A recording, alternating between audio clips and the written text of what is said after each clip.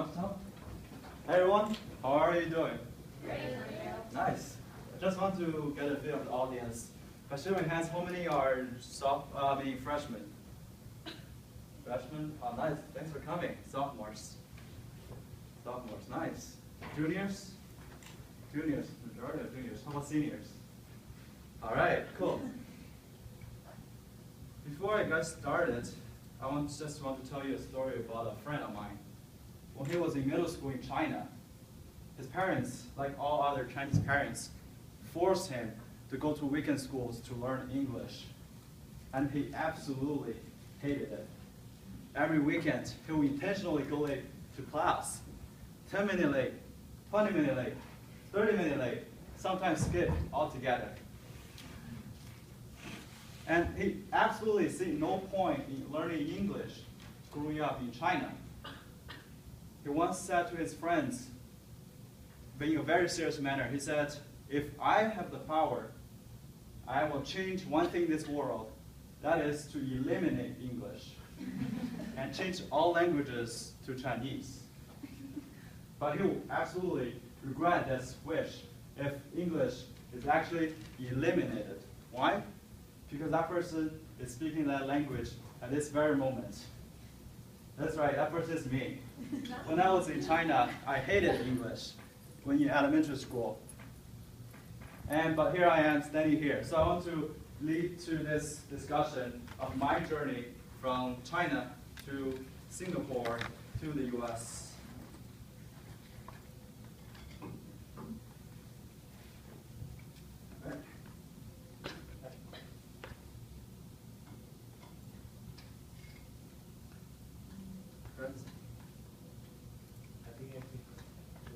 All right, here we go. All right, so once again, my name is Zilong Zhao. I was born and raised in this beautiful city of Baoji in Shanxi province in China. Like I said, I hated English when I was in elementary school. But very fortunately, my class counselor in middle school teaches English. And she will tell us all those fascinating stories of her as an English translator when she was in Hong Kong. So I said to myself, oh, after all, learning English is not that bad, it's pretty fun. So I started to develop that interest and started paying attention in class and started to do well in my English class. However, doing well in the English class in China is far from sufficient. I noticed that when I went to Singapore because I realized my English level as a graduate of a Chinese middle school is less than a graduate of elementary kids in Singapore. And that led to my time in Singapore. I went to study abroad in Singapore after middle school in China. And that year, I struggled so much. I never struggled so much in academic and in self-esteem. Because I was always A+ student when I was in China. But when I went to Singapore, because I struggled with English, I couldn't understand what the professor was saying, the teacher. I couldn't understand my textbook. I have to literally translate my textbook before I read it. So it hurt my self-esteem. I told myself, are you really smart? Because I thought you were, but not anymore. So I was very down at that time. But then I look around and step back and saw all other international students came from China were also struggling because that's not their fault. It's not our fault that we're not good with English. It is an environment that we grew up. So we start to look at other international students who are older than us. We're trying to discover how did they improve their English. And the secret is on the screen. Books. There's a place in Singapore people refer to as the city of books. So we will go there almost every weekend to buy books, second-hand books that we find interesting. But how can you read English books, if you don't know English? That's the point. We read books, English books, using a dictionary, and while reading it, we will look up words, word by word, and write down the words we don't know on a notebook. So literally at the beginning, we built a personal dictionary for each of us. So each of us has a notebook full of vocabulary. So that brings my point of sacrifice. There's a story of buffalo and cows in Colorado. So during storm time, the cows will feel the storm. When they feel the storm, they will run away from the storm. So if the storm coming towards the east, they will run towards the east. But oftentimes what happens is the cows will run with the storm. So they actually suffer for a longer period of time. But buffaloes do exactly the opposite. When they sense the storm, they turn around and run towards the storm. So that way they're past the storm at a lot quicker period. So that brings the point of short-term difficulty leads to long-term comfort and ease. So I think similarly for all of us here who are not from US, who did not grow up here, there are a lot of difficulties. So I would encourage you to head on towards the difficulty and to find solutions. And after this year in Singapore, I moved to the US. I began my junior year and senior year in high school in here, US. And I want to share a story of myself when I was a junior year, towards the end of my junior year in this US high school. I was a volunteer at the class graduation ceremony. So people ahead of me are graduating, and I was handing out program books to parents, their relatives, and friends, whoever came to visit. And after handing out this program book, I sat at the corner of the auditorium, watching the speaker, the valedictorian, delivering the speech. I said to myself, wow, that person is amazing. I want to be like him next year, to stand at that very podium and deliver that valedictorian speech. But in order to deliver that valedictorian speech, you need to be a valedictorian, which means you have to be #1 in your class. But because I visually see myself standing there delivering that speech, seeing myself be the #1 in my class, I work extra hard during my senior year when everyone else is having senioritis. Basically means slagging off in their senior year, final year. I see that in myself, so I had that extra drive. And here I am on the very stage that I visualized delivering that valedictorian speech. So this, I want to just to emphasize the importance of having positive belief in yourself, that you can achieve something. And when you have that belief, visualize it. Arnold Schwarzenegger, before he won the Mr. Universe, he said, I can vividly see myself on the stage receiving that award 1 year before he actually received it. So he can visualize his success.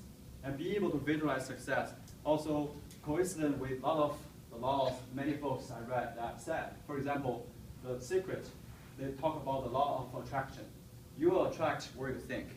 Also the book Think and Grow Rich also talk about the philosophy of think yourself, think things into existence. So that's my first 2 years of me in high school. Then I came to Temple. So Temple, so that was me, well, I was the president of Temple University Asian Student Association on that. So when I was at Temple, when I was a freshman, at the end of my freshman year, I was always a member of Temple ASA at the beginning of my freshman year.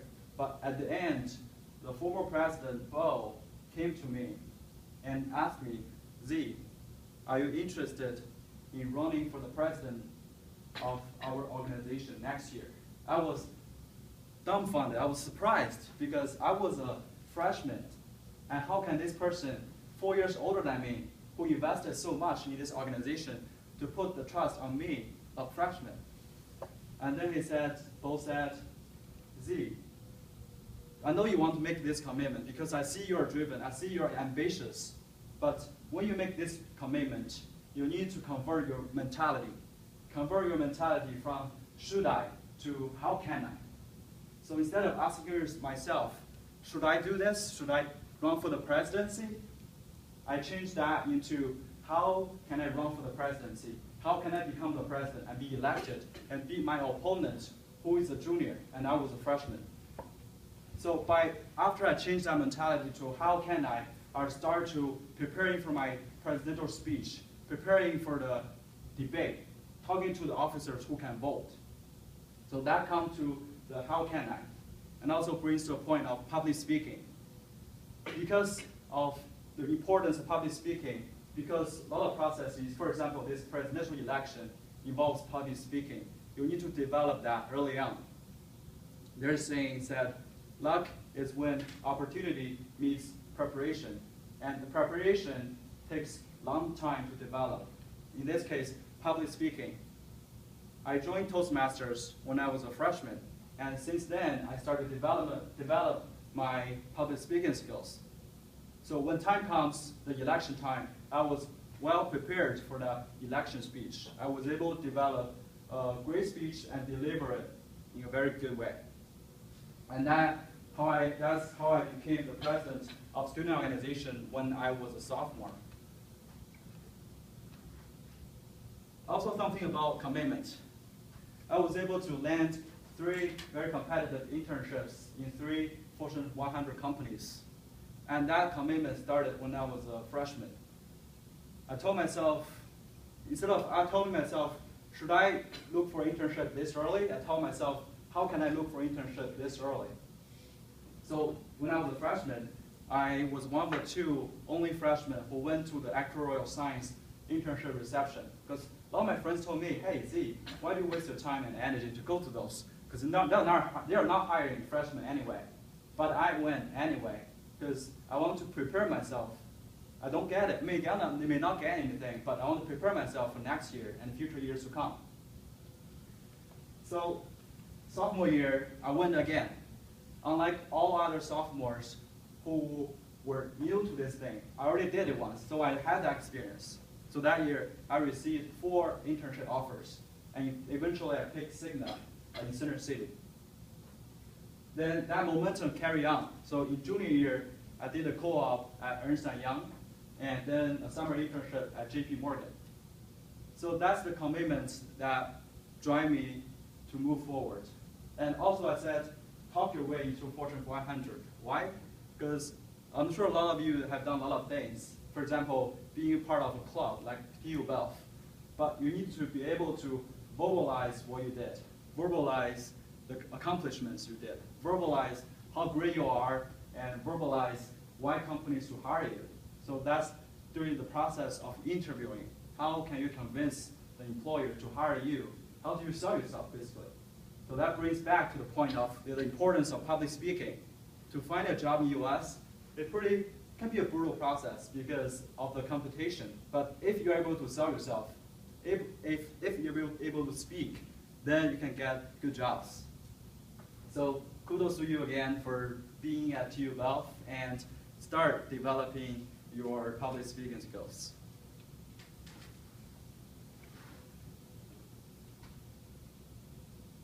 So in conclusion, there are 3 things.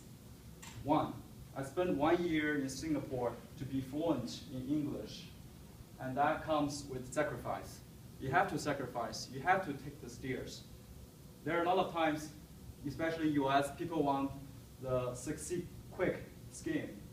I'm sure you've heard of commercials such as lose fat in 20 days. For example, lose weight in 20 days, or get rich fast, all those things. But success comes with sacrifice, so you need to have the difficult time before you receive the comfortable time. And 2 years. I spent 2 years in US high school, but I was able to fully leverage that 2 years to make myself the #1 of my class. I achieved that because of a positive belief, and I visualized my success.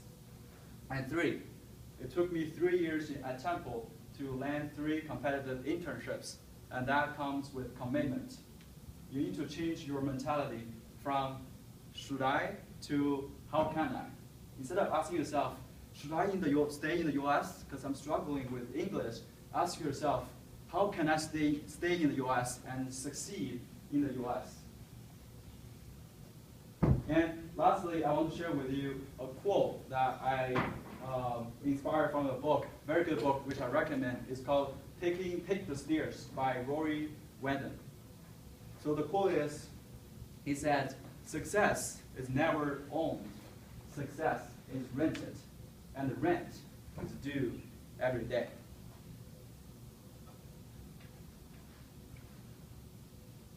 And lastly, that concludes my presentation, but I want to insert a quick commercial for my student work.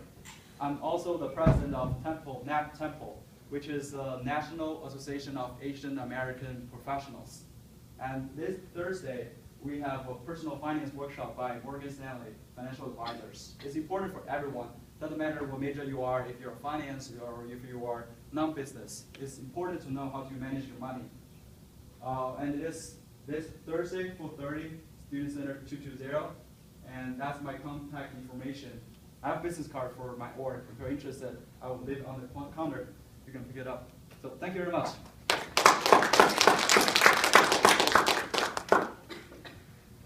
You guys have any questions? Yeah, question, please. Yes. First of all, thank you for coming to share us your amazing experiences abroad in different countries. So I wonder if you have experienced any cultural difficulties when you were abroad in Singapore and in the US. Yeah, cultural difficulty. Yeah, when I was in Singapore, they focused a lot, the school focused a lot on something called CCA, co-curriculum activities. So it's like extracurricular activities here. And so that's very different from me, because when I was in China, I'm sure people, whoever from Asian country, you know that emphasize on exams, on schooling. So you have little time to do extracurricular activities. And I didn't do any of those. But when I went to Singapore, that's the big emphasis they have on students. You have to do things. So I did Chinese drama club. I did Chinese opera club. So that's also I was a student leader board. So be able to participate in extracurricular activities while in school, that's I learned a lot from that. Both balancing my time, also develop the soft skills I needed. When it came to US, culture change. Singapore was a good transition for me from China to US, but when I came to US, there are still some transition in terms of, I think more so about how students are close to their teachers. There's just very little power distance between students and teachers. In China, even in Singapore, we're very, very respectful. We think teachers are up there, and so we never talk to them after class. But in US, I realized, wow, teachers are so approachable. They're like friends. So that's something I greatly appreciated. Yeah, yeah. Please. Well, I have a comment, and then I have a question. Yes. Well, first my comment is, everybody please watch and learn. I would give him an A++ if he did a presentation in my class. Yeah, because you have so much energy, and you're so enthusiastic, and you're so engaging, and you tell terrific stories. Everybody was just watching you and so involved with what you were saying, and they learned a lot from you. Thank you. Yeah, absolutely. And here's actually one really good tip I think would be great for people is this idea of vocabulary. As you read books and you come across words you don't know, maybe have a stack of index cards. You can write things down and keep that and practice on the subway. Yeah. When I was taking the GREs, I have vocabulary cards I used to use. But my question is, could you explain soft skills? Yes, definitely. Thank you. School, I think what you learn in school are mostly hard skills. The academic, your major, how do you finance a company, how do you calculate risk.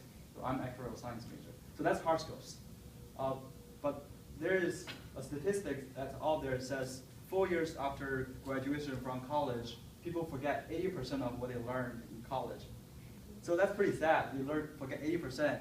But I think when you forget everything you learned in school, what's left behind is a sense of education. It's, first of all, how do you learn? The skill of learning, and also the process that you go through while in school. So that involves doing extracurricular activities. How do you interact with other people? How do you build a strong network? For example, when you find jobs, that's super important. You need to connect with the employers. You need to be able to build a connection, build a network.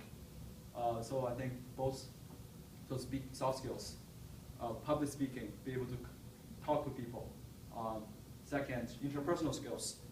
How do you maintain a relationship with the people? organizational skills. How do you motivate other people? For example, if you are an officer in student work, how do you motivate your team members to achieve a common goal? And the employers love to see that. They want to see someone who is not just a robot able to calculate numbers. They want to see future leaders. They want to see that quality in you, the soft skills. Any other questions? Any last question? Yes, please. How you balance your work in the association and your study and like other free time? Like, Yeah. what's your time management? Yeah, time management. That's a very good question because that's the thing that I myself I have to try really hard to balance. There are so many things, so much going on. I think there's a good analogy about time management. Think of yourself 24 hours or even your lifetime as a jar. You should put the big rocks in there first, then put in the pebble, then the sand, then the water. So knowing what are the priorities. The priorities are the bigger rocks. Put in those first, then fitting other things. So for me, my priority, my extracurricular activity, that's one of my big rock. I have to make sure I fit in that. Then for me, I'm actuarial science major, so I need to pass professional exams. So that's another big rock for me. So I set time to do those things. And they actually reflect on my calendar. So every week, I will schedule my whole week. I will put in those rocks in my schedule. So they're actually blocked off on my schedule. So I do nothing but besides those, except those. Then I will fill in other things, smaller things. So planning is definitely helpful. Plan your week ahead of time. Know what you need to do this week. Then know what are the most important things you need to do that week. Then put them in your calendar. No problem. All right, if you have any questions, please feel free to email me or connect with me on LinkedIn, which I highly recommend all of you to have. I actually received job opportunity from LinkedIn, although I did not apply because it's a company in a rural area. I want to be in the city. But someone reached out to me and said, hey, Z, I saw you are very active on LinkedIn. Will you be interested in this actuarial analyst position full-time? It's a Mass Mutual. Someone reached out to me after saw my LinkedIn. So LinkedIn definitely bring opportunity. And also it's a good way to maintain your network. That's also part of your soft skills. All right, thank you very much.